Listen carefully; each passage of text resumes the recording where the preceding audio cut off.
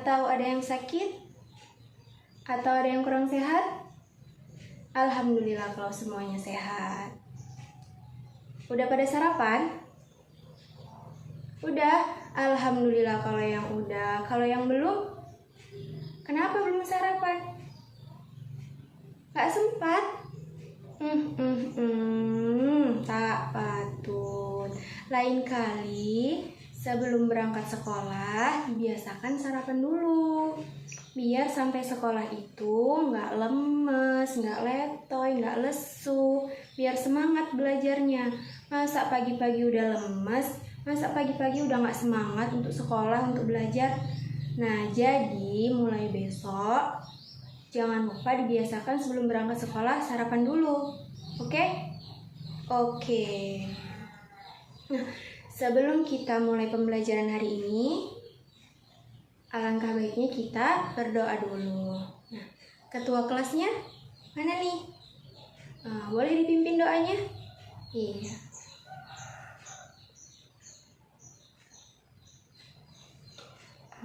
Alhamdulillah. Nah, sebelum itu Ibu absen dulu ya.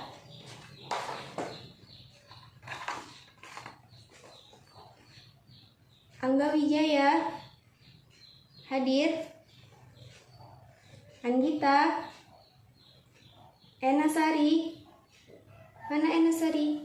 Oh, Intan Fadila, Ijara Aisyah. Oke, hari ini hadir semua ya? Alhamdulillah kalau hadir semua, berarti kelas ini Masya Allah rajin-rajin datang semua. Nah, sebelum kita memulai pembelajaran hari ini, materi pembelajaran hari ini, nah, Ibu punya sesuatu nih, biar belajarnya makin semangat, biar nggak lemes lagi, nggak lesu lagi, nggak letoy lagi, biar semangat. Nah, kalau Ibu bilang, mana semangatnya? Jawabnya, hamasah, hamasah, Allahu Akbar. Itu ya, oke? Oke. Mana semangatnya? Hamasah, hamasah, Allahu Akbar. Nah, satu lagi, tepuk semangat biar makin semangat. Oke? Kita mulai ya. Tepuk semangat. Semangat. Semangat. Oke, bisa? 1, 2, 3. Tepuk semangat. Semangat. Semangat. Oke, udah pada semangat? Udah pada semangat semuanya kan? Oke, alhamdulillah kalau udah pada semangat. Jadi nggak ada lagi ya yang lemes-lemes, yang ngantuk-ngantuk, nggak ada lagi ya. Berarti kita udah bisa mulai nih ya pembelajaran hari ini dengan penuh semangat. Iya, jadi materi pembelajaran kita hari ini yaitu tentang, ada yang tahu nggak tentang apa? Mana tahu, ada yang udah belajar tadi malam. Masya Allah kalau udah belajar berarti tahu apa materi pembelajaran kita hari ini. Iya, tentang toharoh. Bagus Intan. Berarti Intan udah belajar tadi malam di rumah, udah baca-baca. Nah, itu bagus. Sebelum belajar hari ini, kita udah mempersiapkan malamnya apa yang mau dipelajari pada hari ini. Itu bagus. Jadi kita ngerti, udah paham tentang materi apa yang akan dibahas pada hari esok atau hari ini atau hari yang akan datang yang akan materinya itu dipelajari. Nah, jadi materi kita hari ini yaitu tentang toharoh. Toharoh itu apa sih? Toharoh menurut bahasa artinya bersih atau suci. Kalau menurut istilah, toharoh itu berarti bersih dari hadas maupun najis. Nah, bentuk-bentuk toharoh itu apa aja sih? Ada yang tahu nggak? Ada? Iya, betul. Wudu, yang pertama berwudu, kemudian tayamum, kemudian mandi wajib, kemudian yang terakhir istinja. Nah, wudu itu menurut bahasa artinya juga bersih. Kalau menurut istilah yaitu membasuh anggota badan tertentu dengan menggunakan air yang suci dan mensucikan atau disebut juga dengan air mutlak. Nah, air mutlak itu apa sih, Bu? Air mutlak itu tadi, air yang suci dan mensucikan, yang bisa digunakan untuk bersuci atau sah hukumnya untuk dipakai bersuci, itu namanya air mutlak. Nah, dengan tujuannya wudhu ini yaitu untuk membersihkan hadas kecil dengan syarat dan rukunnya. Nah, kalau hadas kecil ini kan membersihkannya atau mensucikannya dengan cara berwudu. Nah, kalau hadas besar itu dengan apa ya cara mensucikannya? Ada yang tahu? Cara mensucikan hadas besar yaitu dengan mandi. Dengan mandi wajib atau mandi besar. Nah, sebelum itu Ibu meminta nih satu orang untuk mempraktekkan tata cara berwudu. Ada yang mau? Siapa satu orang? Iya, Ena Sari. Boleh berdiri? Iya. Iya, bagus Ena, Masya Allah. Tepuk tangan dulu untuk Ena. Nah, jadi tata cara berwudu itu yang pertama yaitu membaca niat, kemudian membasuh kedua telapak tangan, kemudian membasuh mulut atau kumur-kumur, kemudian membasuh hidung. Berapa kali sih? Iya, 3 kali. Mana tahu kan ada yang lupa sampai 7 kali. Nah, kemudian selesai membasuh hidung, membasuh wajah, kemudian membasuh telapak tangan sampai siku, membasuh rambut, membasuh telinga, kemudian membasuh kaki, kemudian yang terakhir tertib. Nah, selesai kita berwudu, ngapain sih? Atau langsung sholat? Iya, membaca doa selesai wudu terlebih dahulu. Ketika kita sudah selesai melaksanakan wudu, kita harus membaca doa selesai wudu. Masa habis selesai wudu langsung lari nggak baca doa selesai wudu? Nah, jadi baca dulu ya doa selesai wudunya ketika selesai melaksanakan wudu. Nah, ada hal-hal yang membatalkan wudu.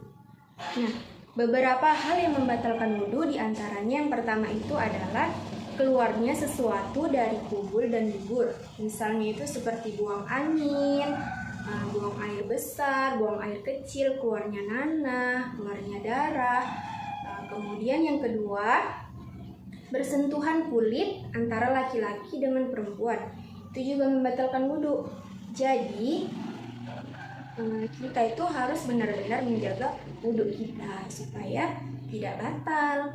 Nah, dengan menjaga batasan-batasan dengan lawan jenis. Kemudian tidur yang nyenyak. Nah, ada yang udah tahu belum kalau kita ketiduran itu dapat membatalkan wudu loh? Ada yang udah tahu? Nah, kalau yang belum tahu, nah ini kita bahas di sini ya. Jadi, kalau kita udah berwudu, terus kita ketiduran nih, sampai nyenyak banget tidurnya. Nah, itu wudu kita jadi batal. Jadi, ketika kita mau melaksanakan sholat, alangkah baiknya kita berwudu lagi, supaya sholatnya menjadi sah. Terus yang terakhir ada hilangnya akal yang dapat membatalkan wudu. Nah, kemudian tayamum. Tayamum ini bersuci menggunakan debu, dengan menggunakan debu ataupun juga bisa menggunakan tanah. Nah, tayamum ini menggantikan wudu.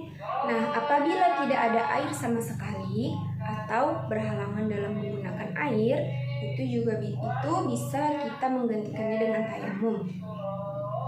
Nah, contohnya nih misalnya ketika dalam perjalanan, misalnya ketika dalam pesawat. Nah, kan ada tuh perjalanan pesawat yang berjam-jam. Nah, jadi ketika kita ingin melaksanakan sholat, kita bisa menempelkan kedua telapak tangan kita ke dinding pesawat untuk melakukan tayamum. Kemudian contohnya yang untuk yang berhalangan dalam menggunakan air, contohnya itu misalnya orang sakit. Nah, kan ada tuh orang sakit yang nggak boleh kena air, misalnya nggak boleh sampai kena air. Nah, itu bisa menggantikan bersucinya dengan tayamum tanpa menggunakan air, yaitu dengan menggunakan debu ataupun tanah yang suci. Nah, kemudian rukun tayamum itu yang pertama ada niat, kemudian membasuhkan debu ke muka, kemudian membasuhkan debu ke kedua telapak tangan, kemudian yang terakhir tertib. Nah, kemudian mandi wajib. Nah, ini tadi hadas besar, cara mensucikannya dengan mandi wajib. Nah, mandi wajib ini biasa disebut juga dengan mandi besar,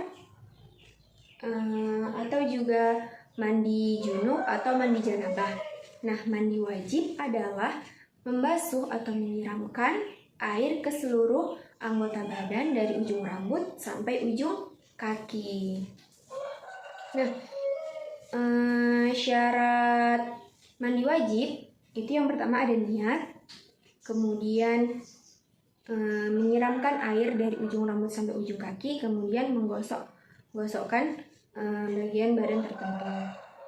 Nah, kemudian ada sunnah dalam melaksanakan mandi wajib. Apa aja sih, Bu, sunnahnya? Nah, sunnahnya itu yang pertama menghadap kiblat, kemudian membaca basmalah, kemudian berwudu. Nah, sebelum menyiramkan air ke seluruh tubuh, sunnahnya itu kita disunahkan untuk berwudu terlebih dahulu, baru menyiramkan air ke seluruh anggota badan, kemudian yang terakhir menggosok-gosok pada area tertentu. Nah, kemudian apa aja sih, Bu, seseorang itu diharuskan untuk mandi wajib? Nah, ada yang tahu nggak kenapa seseorang itu diharuskan untuk mandi wajib? Apa penyebabnya? Ada yang tahu? Iya, ketika selesai haid. Nah, ketika selesai haid atau halangan, kita diharuskan untuk mandi wajib. Kemudian ketika bersetubuh atau berhubungan suami istri, itu kita juga harus mandi wajib. Kemudian setelah melahirkan, setelah nifas, itu juga harus mandi wajib. Kemudian orang yang meninggal, nah itu kan orang yang meninggal kan pasti sebelum itu kan dimandikan terlebih dahulu. Nah, itu juga harus mandi wajib, harus dimandikan. Nah, kemudian yang terakhir yaitu istinja. Nah, istinja ini bersuci dengan menggunakan batu. Dengan menggunakan batu ataupun bisa juga dengan menggunakan tisu ataupun kertas. Nah, kemudian kita bahas materi selanjutnya yaitu tentang hadas dan najis, Nah, hadas itu menurut bahasa terjadi atau berlaku. Kalau menurut istilah, hadas adalah sesuatu yang terjadi atau berlaku yang mengharuskan untuk bersuci atau membersihkan diri supaya sah dalam melaksanakan ibadah. Nah, itu hadas. Pengertian dari hadas. Nah, hadas itu terbagi menjadi berapa sih? Tadi kan udah dikasih tahu nih. Ada berapa? Iya, ada 2. Apa aja? Hadas besar dan hadas kecil.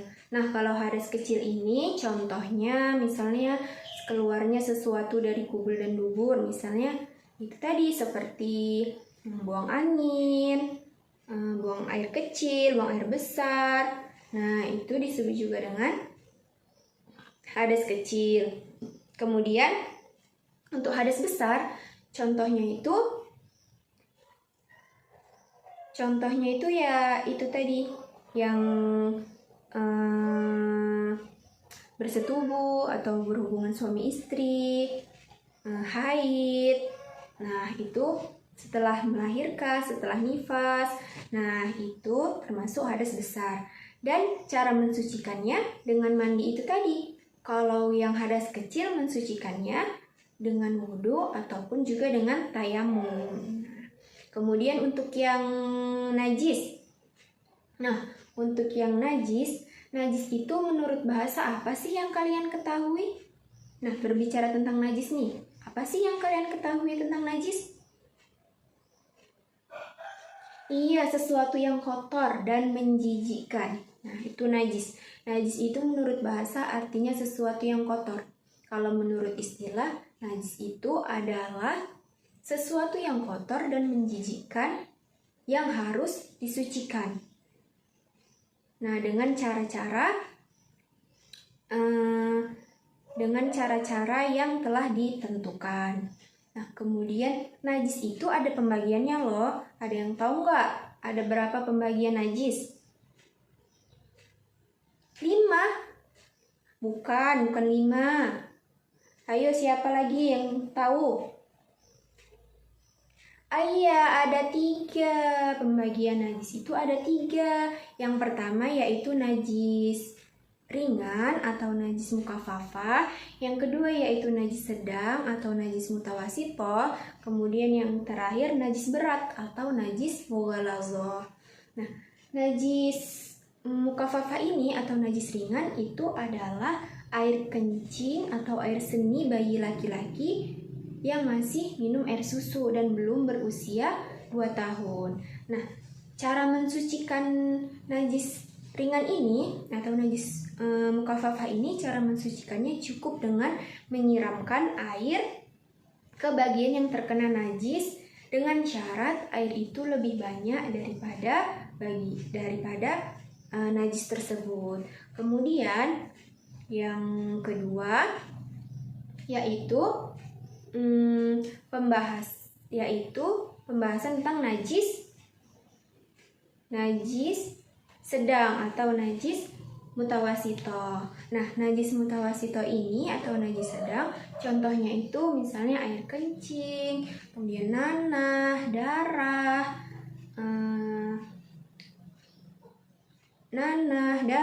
Nah, itu contoh dari najis sedang.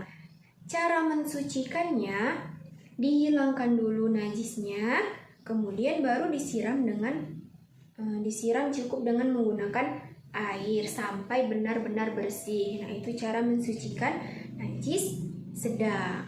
Kemudian yang terakhir, najis berat atau najis mughalazah. Nah, najis mughalazah ini contohnya anjing dan babi. Nah, jika kita terkena anjing atau babi nih, nah itu kita udah terkena najis, jadi harus segera disucikan. Nah, cara mensucikannya itu yaitu dengan membasuh sebanyak 7 kali bagian atau area yang terkena najis, kemudian airnya itu tadi dicampur dengan tanah. Nah, dicampur dengan tanah, kemudian baru dibasuhkan ke area yang terkena najis sebanyak 7 kali. Nah, jadi pembahasan kita hari ini, materi kita hari ini yaitu tentang toharoh. Jadi ada yang mau ditanyakan tentang materi kita hari ini tentang toharoh? Kalau nggak ada, ibu ya yang nanya. Nah, ibu mau nanya nih, kenapa sih kita harus bersuci? Ayo, kenapa kita harus bersuci? Iya, supaya kita bisa selalu menjaga kebersihan. Nah, bersuci itu kan tadi artinya bersih. Nah, jadi kita itu bisa selalu untuk menjaga kebersihan, mendekatkan diri kepada Allah. Nah, itu dia manfaat atau tujuan dari bersuci. Nah, ada yang tahu nggak hadis tentang kebersihan? Ya, kita baca bareng-bareng ya. Hadis tentang kebersihan yaitu an-nadhafatu minal iman, yang artinya kebersihan itu adalah sebagian dari iman. Nah, jadi itu materi kita hari ini. Semoga bisa nanti dipraktekkan di rumah. Bagaimana tata caranya, bagaimana cara mensucikannya, bagaimana bentuk-bentuk najisnya. Jadi kita tahu nih ketika terkena najis ini cara mensucikannya seperti ini. Nah, gitu. Jadi semoga bisa dipraktekkan di rumah bisa bermanfaat, dan semoga kita juga bisa mendapatkan manfaat lainnya dari pelajaran toharoh kita pada hari ini. Nah, sebelum kita akhiri materi pembelajaran kita pada hari ini, alangkah baiknya kita tutup dengan lafaz hamdalah, alhamdulillahirabbil alamin, dan kita tutup dengan doa kafaratul majelis, subhanakallahumma wa bihamdika asyhadu an la ilaha illa anta astaghfiruka wa atubu ilaik. Amin. Nah, sekian ya pembelajaran Ibu pada hari ini, yaitu mengenai tentang toharoh. Semoga selalu ingat ya materinya, jangan dilupakan. Kadang kebanyakan nih, kalau materinya hari ini dipelajari tentang toharoh, pasti minggu depan udah lupa. Nah, jangan lupa ya, harus selalu diingat tentang materi hari ini. Dan materi-materi lainnya juga harus ingat, jangan lupa. Makanya harus rajin mengulang pembelajaran. Nah, Ibu akhiri ya pembelajaran hari ini. Wassalamualaikum warahmatullahi wabarakatuh.